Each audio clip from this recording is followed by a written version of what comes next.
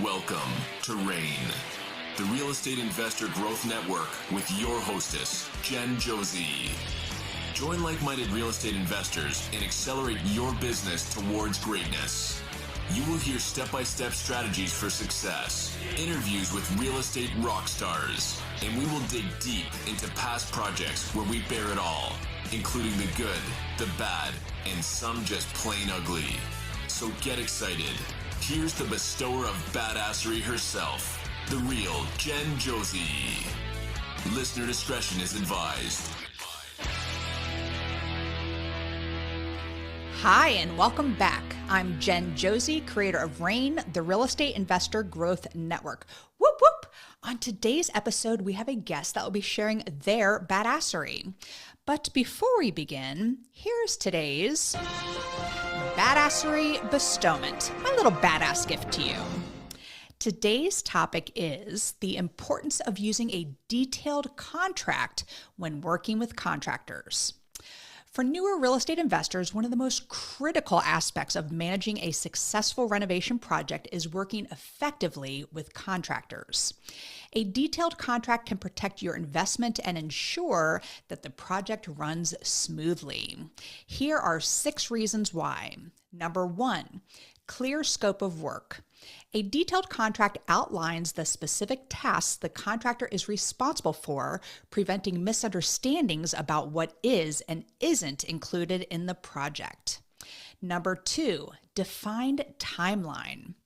Including a timeline in your contract helps set clear expectations for when each phase of the project should be completed, reducing the risk of delays.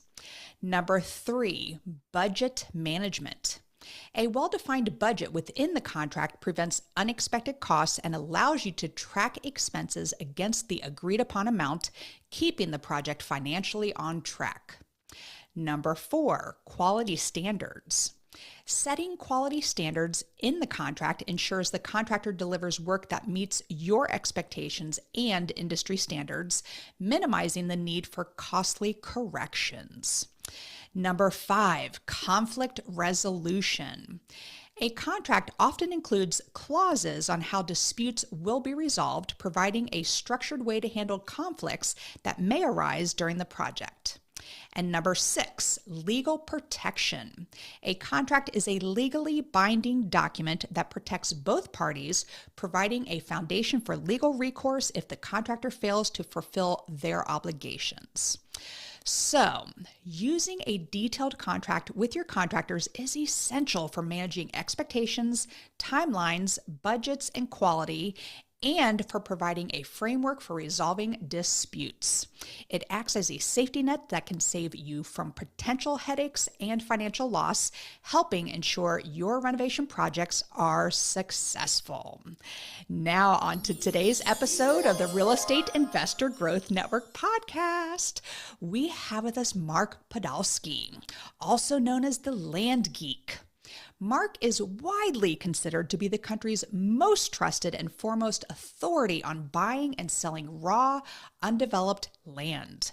Today, Mark will share his journey into the world of buying, selling, and leasing raw land as an investment. He has actively invested in real estate and raw land for almost 20 years and has completed over 6,000 unique transactions in that time. It's my pleasure to have him back on the show, so welcome, Mark Podolsky. Jen Josey. What's up? What up? It's such a pleasure to be back here with you again. Thank you so much. I am so excited, Mark, to have you on because I have so many questions about land today. I'm actively looking at land myself, so I'm like, who's my land people? So I am thrilled to have you back on here and your badassery as well. So Mark, tell the audience how you got involved with real estate and why you focus on raw land investments. Okay, so Jen, let's rewind the tape 25 years. So it's 2000. I'm a miserable, micromanaged, 45-minute commute to work and back investment banker, specializing in mergers and acquisitions with private equity groups. And Jen, it got so bad for me. I wouldn't get the Sunday blues, anticipating Monday coming around, like the Friday blues, anticipating the weekend going by really fast and having you back at work on Monday. So my firm hires this guy. He's telling me that as a side hustle, he's buying up raw land, pennies on the dollar. He's flipping them online and he's making a 300% return on his money. And I'm looking at companies all day long. And a great company, great, has 15% EBITDA margins or free cash flow. Average company's 10%. I'm looking at companies all day long, less than 10%. So of course I don't believe him. I've got $3,000 saved up for car repairs. I do exactly what he's helped me do. I buy 10 half-acre parcels and average price of $300 each.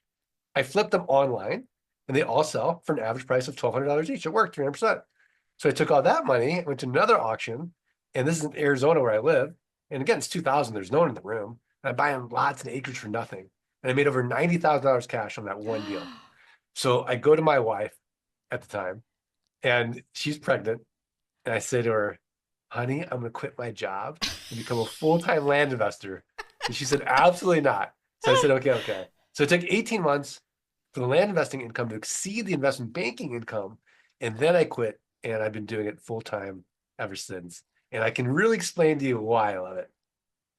Well, let's rewind for a second because you said you still worked for how many months? You said 18 months?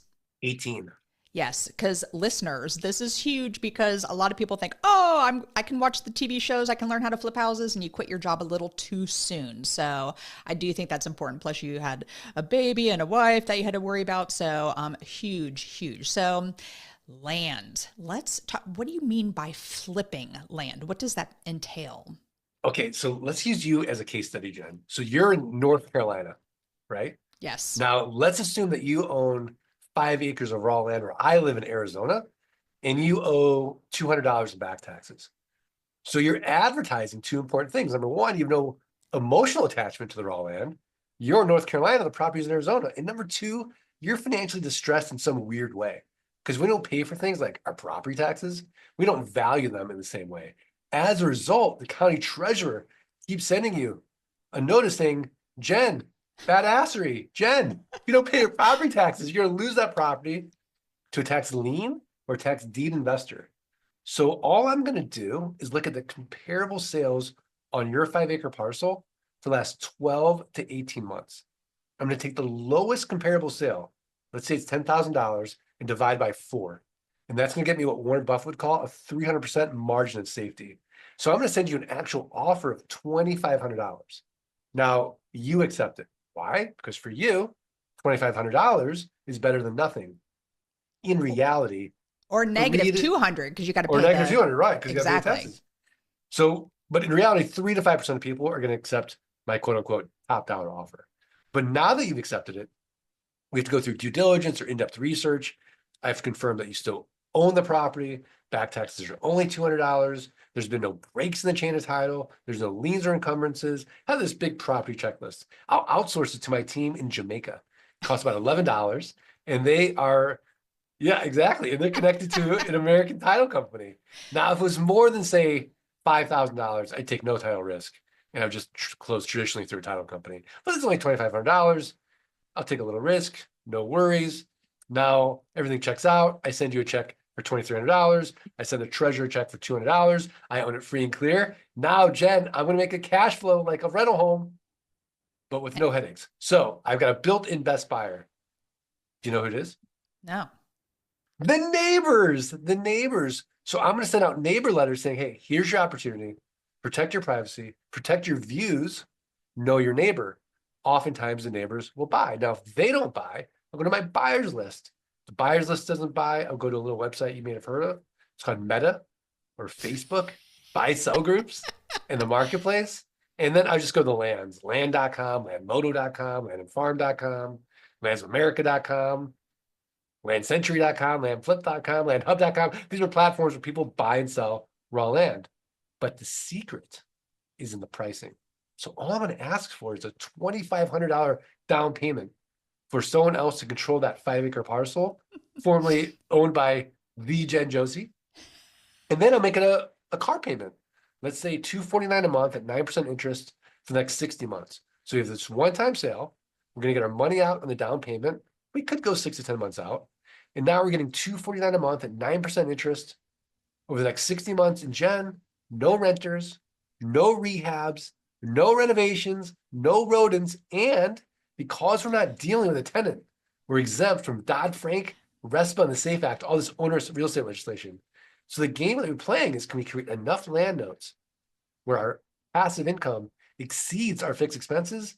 And then we're working because we want to, not because we have to.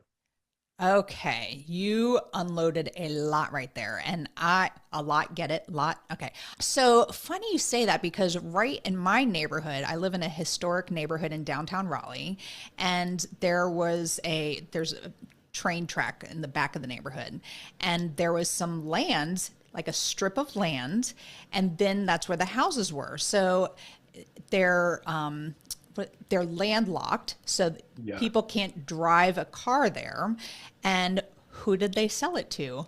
My neighbor, Bob, bought 2 lots behind his property, and he actually put Christmas lights out there this year. It was very lovely, but he, like you said, snatched that up right away so that nobody can build back there. He's got that extra land. If he wants to throw some chickens back there, he can do that. So excellent. Now, I want to get into the other ones. Who would be buying, say, this raw land behind Bob's house? That, like, what would they use it for? And why would they want to put $2,500 down and then pay a monthly fee for it? So give me that reason. Right. So who's buying the land?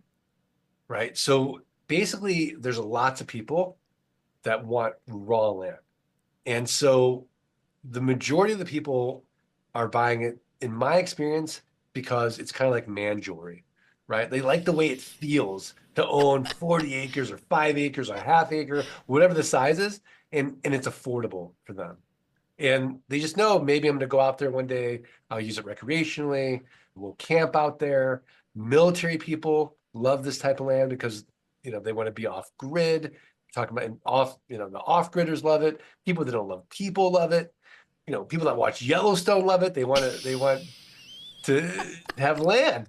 And so there's just a lust for land in this country. And so, Jen, in 25 years, I've never been stuck with a piece of raw land. Wow. There is a pig for every barn. They all sell at the right price. That is great. And you said the key is in the pricing. So is raw land considered unimproved land? Raw land is absolutely, it's considered unimproved. And what does that mean? That means that you won't go on the HGTV or the DIY network and see me on Flip This Land, because before picture is raw land, the after picture is raw land. So we're not putting up a fence, we're not dropping in a septic, we're not putting in infrastructure, we're making literally no improvements. Got it. That is raw undeveloped land. Now, if you wanted to, you could, but that's not the model that I teach. Got it. All right. And that's where I am right now, because I want to buy land to build on. And by the way, can we just take a total left turn here for a second and talk about percolation tests? And this is what kills me on all of those Facebook groups and the things that you're talking about. It says it passed a perk test, but they spell it PERK, and it's PERC. I'm sorry. I just had to get that off my chest. The former school teacher me, I'm like, come on, it's PERC. It's for percolation though, right? Percolating. Right. Yes. Yeah. That came out of nowhere. It's just one of those pet peeves of mine. Like, spell it correctly, please. All right. So I am actively looking for land, and say, I'm sure you sell to people, buyers like me, where the land can perk, PERC, and I could put in a septic system. I can do tiny homes or whatever it is that is buildable on there. But what are some things for the buyer like me that's super important, that, like, say you come across some waterfront property, land in North Carolina, because that's what I'm actively looking for. Right. What are some things that some selling points for me? So, you're gonna be sold basically by the location of that land. Yes. And does it meet Jen Josey's badassery needs? Right. So, I'm not going to sell you the land. I'm just going to see, does this meet your needs? So, land sales is very unsophisticated in the sense like we're just being like a doctor and diagnosing and asking a bunch of questions because we're not in the convincing business. This is an asset that's one of one and it's unique. So if you don't want it, buyers are like the bus. There's just another one down the pike. Right. So, and people feel that. So oftentimes when I'm selling a piece of land, they can sense like, I could care less if you buy it or not. Is it right for you? Great. We'll be great to work with. If not, I'll tell you. So if I have a piece of raw land that's 30 miles from services and you're telling me, oh yeah, I want to move out there in 2 months with my 5 kids and my husband and my husband's got health problems. I'm like, no, this is not for you. This is dangerous. You're too far from services. And then they're like, oh, really?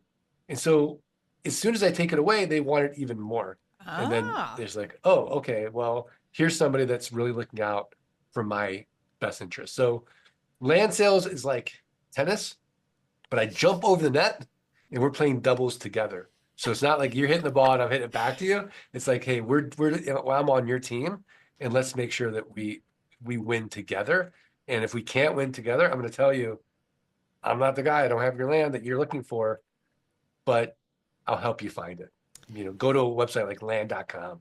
Perfect. So for me, and this is where I was getting at with that question, which I did not ask very well, but I don't want anything that's landlocked because I want to build like a destination type setting for companies to go on retreats or family reunions, things like that. So I'm looking for something that is accessible from a road.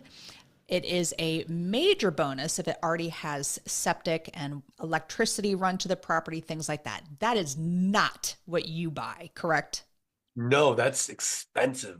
So I'm not buying that asset 25, 30 cents on the dollar. Like if I have that property in Raleigh, North Carolina, I'm going to the biggest, baddest broker in town, and I'm selling it 110, 120 cents on the dollar. All right, now let's get into the leasing aspect of it because you will buy it and then lease it to people. And what is the reasoning behind that with the leases? Yeah, the leases, I'm just owner financing it. I'm the bank. Because you can't go to a bank and get a land loan. And so if you have a job, great, you can afford this land payment to me. And essentially, that's where we get that passive income piece of it. So cash is great, but like, all right, I got to pay taxes and I got to do this again. And it's a hustle. So the more land notes I have, the better. Very good. And how do you find these parcels? Are they even parcels? How do you find land? Yeah. So basically, let's just be honest. Nobody wakes up and thinks to themselves, boy, I'd like some raw land today in Iowa, unless you live in Iowa, right? So I want to first start in counties where I know I'm going to get the biggest buyer pool. And that's going to be in those sunshine states where there's just a ton of inexpensive raw land. So I'm talking about Arizona, Texas, Colorado, Nevada, New Mexico, parts of California, not all of California, at least the parts that are, they're still there. Right. And then you've got Washington and you have Oregon and you have parts of the Midwest and Florida. So I'm avoiding a lot in the Northeast. I'm avoiding any issues in, any sort of EPA issues with Superfund sites where people could be dumping in say like New Jersey or Ohio or Pennsylvania. So I would avoid those areas. And then I'm starting at a county, right? So I'm going to go to a website like landmodo.com and I'm going to see where are the other people like me buying land because I want to know definitively there's a market there. So I know, if Mark is selling land in XYZ County, I should probably start there. So imagine that you and I are going to go fishing together and there's, 13 boats on the lake. 3 of the boats are over on one part of the lake. They're not catching any fish. And the other 10 boats are on the other part of the lake and they're catching all the fish. We have to decide which part of the lake are we going to go to. Well, it's counterintuitive, but we're going to go where they're catching fish. So that's how I would start my county research. As far as getting the data, you can go to a website like datatree.com/Land Geek. You can get a discount there. But there's all types of ways to get the data. List source, you can go straight to the county. And you want to get a list of real property owners, and then you're going to scrub that list in the sense like by use code, let's say VL for vacant land. Then we're going to get rid of all that commercial property, industrial property, residential property, and we're just left with our vacant land. Then we're going to do one more scrub by APN number or assessor's parcel number by subdivision. Because when we're sending out offers, I don't want to send somebody with 40 acres, the same offer as 5 acres, that 40-acre parcel person's going to send me back glitter in the mail. So then I'm going to price my list, and then I'll use a software like lgpass.com. It's a CRM software to automate sending out those offers and then tracking my response rate going from there. So that's leading into my next question is how you leverage systems and automation to simplify this. And for the listeners out there that this sounds really great to them and they would love to leave their job in 18 months. So what other systems do you have and how is this like truly automated for someone like that who is still working a 9-to-5 job? Yeah, so we're going to use 3 levers. We're going to use other people's time, software and automation, and other people's money. So the first lever is going to be other people's time. So inexpensive virtual assistants who are already trained in the land business and they're already out there. And so there's companies out there like Land VA for you, there's landmasters.us, and you could start there. And then you could start hiring internally. So there are agencies of labor from that standpoint. Then the second piece is the software.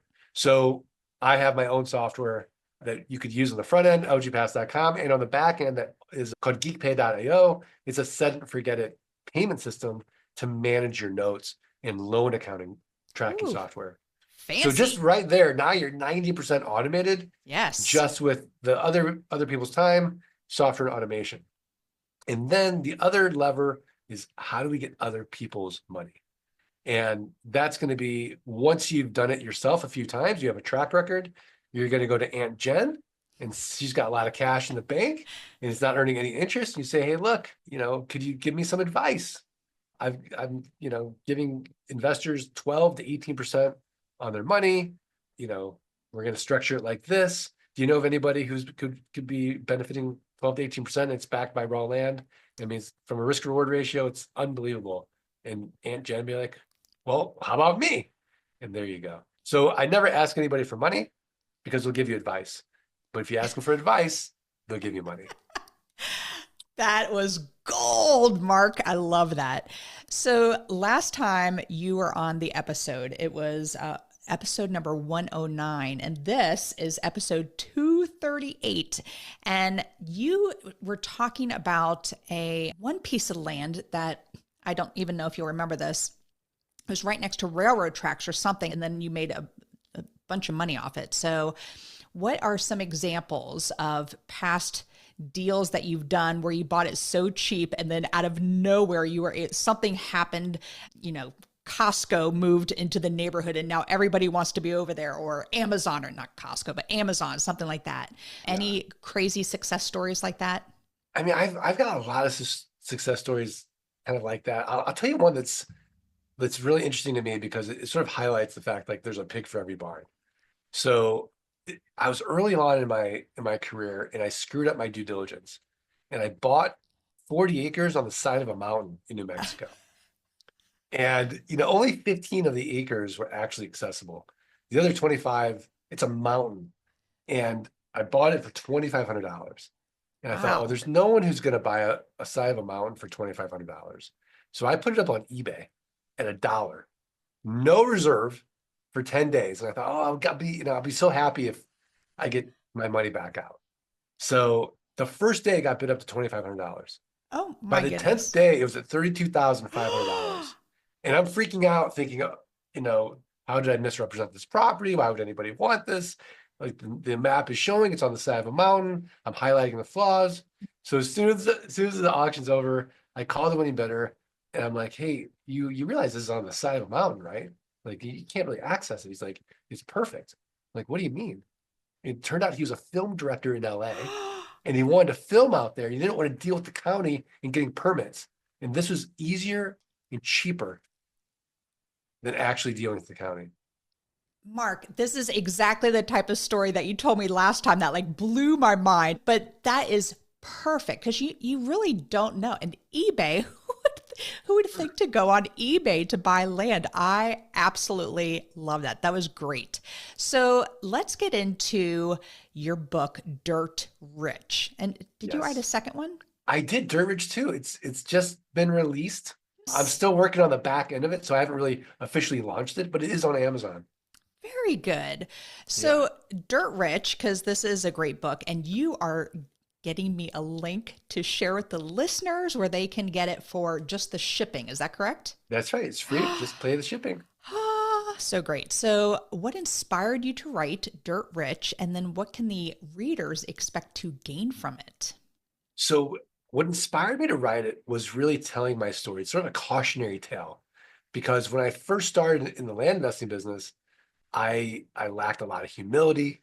I made money very easily, and I had what I call Parkinson's law of money. So the more money I made, the more money I spent. And what I realized was I was searching for this feeling of enough, right?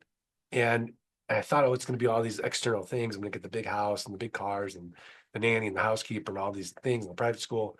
And I built this huge overhead and this treadmill for myself. And then said I write about this in Dirt Rich, and I realized like there's nothing out there that was really going to satisfy me. It was this internal feeling of me not feeling like I was enough. And so in 2010, I lost 50% of my income.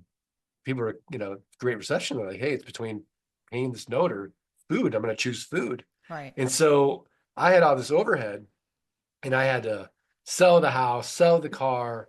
Really, the land business was still profitable, but I had to whittle down my lifestyle to something that was more sustainable. And in so doing, I realized like, oh my gosh, all these simple things like spending more time with my kids, playing charades instead of going out, every other night because I could, was much more satisfying. And then, so that's sort of like the first part of Dirt Rich is like my story. Don't make these mistakes. And then talking a little bit more in depth about the land business and the aspects of buying the land, marketing the land, selling the land. So, Dirt Rich, I love it. And you have Dirt Rich 2 coming out. Did this lead to a coaching program? Do you coach people on how to buy raw land? Yeah. So after really doing the business for about 11 years, got a call from a guy named Tori. I was in vacation, Northern California, and he's on my website. And I'm like, hey, you want to buy some land? He's like, no, I want you to teach me how you do what you do. I'm like, well, I don't really teach people. And he's like, what if I pay you this? I'm like, oh, okay. I'm like, well, let me think about it. So I go to my wife. I'm like, hey, this guy wants me to teach him the land business. She's like, why would you do that? You're going to create your own competition. I'm like, good point. I'm like, let's put on our investment banker hats and just analyze like how big is this market? How many people could actually enter it before I'm affected? And so doing the analysis, there's billions of acres of raw land available. You couldn't think of a more boring real estate niche. And realize like you, me, a million people could be in this niche. We'll all run out of money before we run out of deal flow. There's no private equity groups. There's no hedge funds. There's no big money in it. They have too much money. So I then in teaching it, my first deal with Tori, he made $300,000. It changed his life, and it felt so good for me. I'm like, that feels better for me I was going to say than it me probably closing my changed own your deals. life. It changed Yes. my life, and so I formalized teaching this program, and I really have this mission of helping everyone along wherever you are on the economic spectrum, solve not just your money problems, but your time problems. And I think once that's done and your passive income exceeds your fixed expenses, you can really move up Maslow's hierarchy of needs and the self-actualization and then really discover what your greatest purpose is in life. And you've got that time, you got that money, and you get that energy to do it. And I bet you are so good at educating others because you have that nice balance of humor in there, but you are knowledgeable. You know what you're doing. 6,000 plus deals that you've done. So I'm so glad to know that you have coaching on here as well. And how would people, if the listeners are interested in learning directly from you, what's the best way for them to find you? I think the best way is just thelandgeek.com. And they can Perfect. also go and get the book as well. Very, very good. All right. So before we go into the second part of the podcast here, what are some common misconceptions about people investing in raw land? I think the common misconception is, well, who's buying it? Why would anyone want this? Yeah, this is one that still makes me go like, yeah. But when you brought up the man jewelry, and like I said, I'm actively looking for land, and this island popped up. Like, my purpose of buying land is to build a destination for people to go to and visit and spend time with me. How the hell am I going to get people on a damn island? But I spent hours looking at this island. I'm like, what can I do? How can I get people there? So I was really checking out the man jewelry myself. So I'm sorry, I cut you off. Yeah. But so misconceptions, who are the buyers? Yes. Yeah. So who's going to buy this? And oftentimes we think, well, if I don't like this land, no one else is going to buy it. Right. And I always use the analogy of McDonald's. I don't personally eat McDonald's, but would I buy a McDonald's franchise? Absolutely, I would, because they're selling 1 billion hamburgers to people. It's just not something that I would do. So there is a massive market for it, but just because you don't think you would ever buy a piece of rural land doesn't mean that someone else at the right price wouldn't. And I think that's the common misconception. That's huge. And a girlfriend of mine, Joanna, her family owned over 100 acres up in New York, northern part of New York, and nothing can be built on this land. It is just, but she sold it for over $1 million. Sorry, Joanna, I'm calling you out of the podcast here, but sold it for over $1 million, like well over what they thought they could get for it. And they just want to hunt. They want to hunt on the land. So that's another major reason. What are some other reasons people buy raw land? Yeah. So all the recreational reasons, Yes. hunting and fishing and camping is a big one. There's a lot of times it's there's a lot of spots on the beach on the like ocean lots that no one can build on, but people are like, I want to buy that piece of land so I can sit out there with my little chair and umbrella. But anyway, sorry, keep going. Yeah, absolutely. And then think about the whole land banker, right? It's like, how many times have you looked at your own town and there's growing up, like it was just farm and there's no one out there. And then 20 years later, it's, development happens. So people speculate and they want to buy out there because they think one day maybe something will happen out there as well. So you've got the dream of, either I'm going to do something with it or the dream that it's going to, make me a millionaire one day. Mark, this is awesome. So for the listeners who are intrigued by this raw land investment, what's the first step that they can take today to start getting involved with raw land investments? Well, the first thing you've got to do is get educated. Yes. That's the first thing. So I would say a really good place to go, again, is going to be, I hate to shamelessly, self-promote, but like go to landgeek.com and we have a free course and start there. And then just dip your toe and see if it even resonates with you. It might not, but at least you've spent a little bit of time and very little money to learn if it is right for you or not. And plug away, Mark, because this is not a very wide, people going out and like going right after raw land. A lot of people see raw land and think, I can't do anything with that. On to the next. So absolutely plug yourself away and go on to Amazon and check out Dirt Rich, and then coming soon, Dirt Rich 2.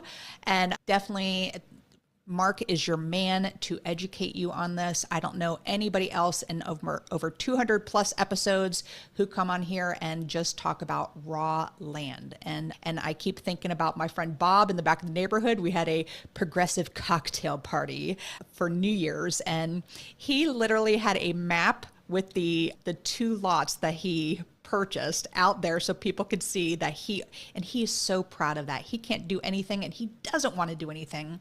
And he needed someone like you to sell that to him. So I do think this is fantastic, and check it out, everyone. We are going to move to the second part of the podcast here, which is what makes Mark Podolsky a badass, which you are. And the first letter is B for book. What's a book that's made a huge difference in your life? And you can't say the same answers as last time. We talked about that before. So we don't remember. I'll tell you a book I just read that I think is fantastic, and I think it's making a big difference. It's Don't Believe Everything You Think by Joseph Wynn. Why Your Thinking is the Beginning and End of Your Suffering. And he was the first one to sort of talk about, I like to meditate. And he's like, you don't need to meditate. He's like, just be aware of, are you just spinning out and thinking versus thought? It's like, and he kind of addresses the fact that we don't need to be thinking all the time. In fact, oftentimes when we're in our flow states, we're not thinking, and that's when we're most productive. And so I really enjoyed that book. Great. Does it need? I don't know if it moves the needle that much for me. But it was eye-opening. But it was eye-opening. Yeah, I think it's really helpful. Yeah. Definitely. I love books like that. Yeah. All right. The first A in badass is for advice. You've given us great advice, but what is the best piece of advice you've ever received? Best piece of advice I've ever received is my mom. And she'll say this all the time. She's like, Mark, life is not a dress rehearsal. Yeah. Very good. Yeah. As a former music teacher, I like that. We had many dress rehearsals. So excellent advice, Mom. Thank you for that. All right. The D in badass is for drive. What drives Mark to be successful? My drive is to help as many people as I can, to free as many people as I can to get out of what I call solo economic dependency, which means if the person not working, they're not making any money. So say that one more time. The what? Solo economic dependency, which means if the person not working, they're not making any money. So, you've got your W-2 job people, you've got your solopreneurs, you've got the rich people who've solved their money problems, not their time problems, doctors, lawyers, dentists. I would help everybody. I think there is definitely an avenue for that. All right. The second A in badass is for aspiration. I'm a big goal setter. So what is a goal you are currently working on? So I am working on the third book, Zen Geek. Stop it. Yeah. How can we strive and be like a duck, right? Calm above the surface, but striving furiously below, right? And enjoying that journey. So I'm writing that, and I'm enjoying the process. I am so excited to read that one. I love that. The Zen, what is it? Zen Geek. The Zen Geek. And so what do you do for Zen? I do breath work, and I meditate every day, and I'm trying to be just as present as I can, and then really forgive myself for when I ultimately,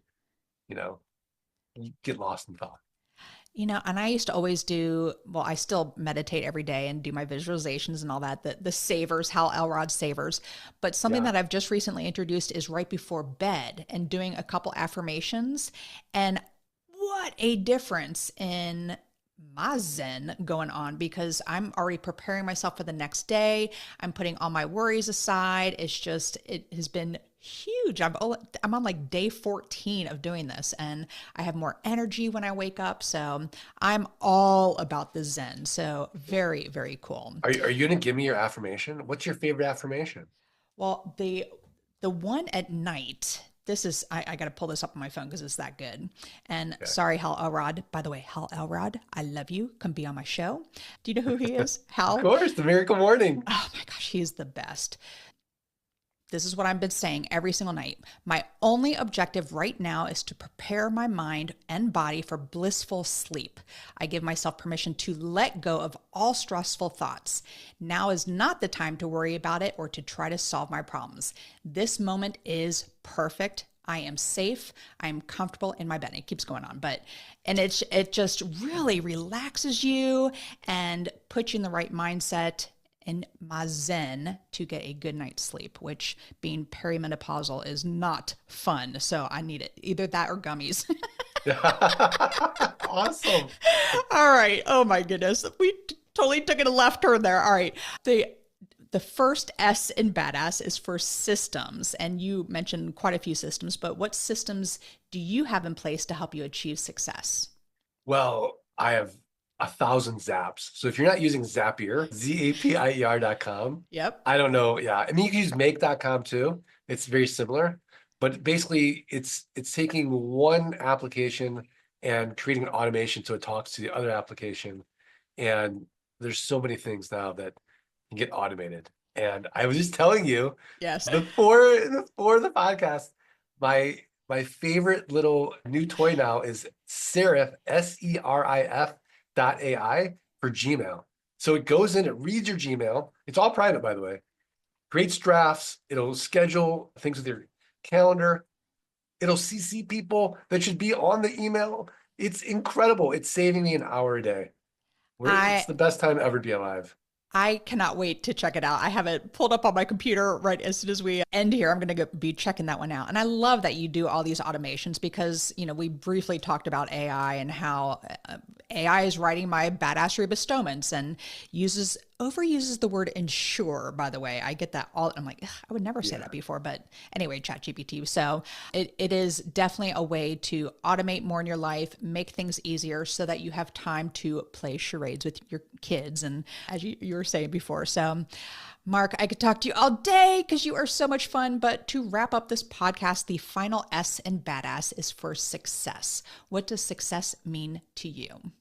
I know we don't have time, but I actually keep a note of, I know I'm successful when, and it's like 23 things. So I have a lot of definitions of what success would mean to me, but ultimately I think that it's living a purposeful life and an other focused life. So there's that book by David Brooks called The Second Mountain. And the first mountain is egoic, right? So culture says, get a good education, get a good job, get the house, get the nice car, you get all the stuff, and you get to the top of that egoic mountain, and you realize it feels empty, it's hollow. So then you go to the second mountain, and it's other focused. It's about your purpose. It's about your faith and spirituality. It's about your relationships, love and intimacy. It's about your community, your vocation. And it's a harder mountain to climb, but I think in the process of climbing that mountain, you can find quote unquote success. Well, I am so grateful for you being on here and bringing your zen and your dirt and your raw land. And it is always a pleasure to have you on the show. So Mark, one more time, how do the listeners find you if they want to get into some type of coaching program and find your book? Give us all the deets one more time. Yeah. So you've got a special link to get the book Dirt Rich for free, just pay shipping, and then thelandgeek.com. Check it out and see if this model resonates with you. And then don't forget to start looking for Zen Geek because I cannot wait for that one. You and I are like right here. I love that. So Mark, thank you so much for being back on the show today. I really appreciate you having you come back. Jen, anytime. Thank you so much for having me. All right. And in another 2.5 years, we'll get you on for like episode 500 something. So you're the best, Mark. I hope you have a fabulous day. And that is all. Thank you for listening. And we'll catch you on the next episode. Now go out there and share your badassery. And don't forget, make it a great day. Take care. Bye-bye. Whoop, whoop. Thank you for listening to RAIN, the Real Estate Investor Growth Network. Be sure to subscribe on your favorite podcasting platform so you never miss an episode. If you need more badassery, you can follow Jen Josey by visiting therealjenjosey.com or become a member of RAIN by registering on rainmastermind.com.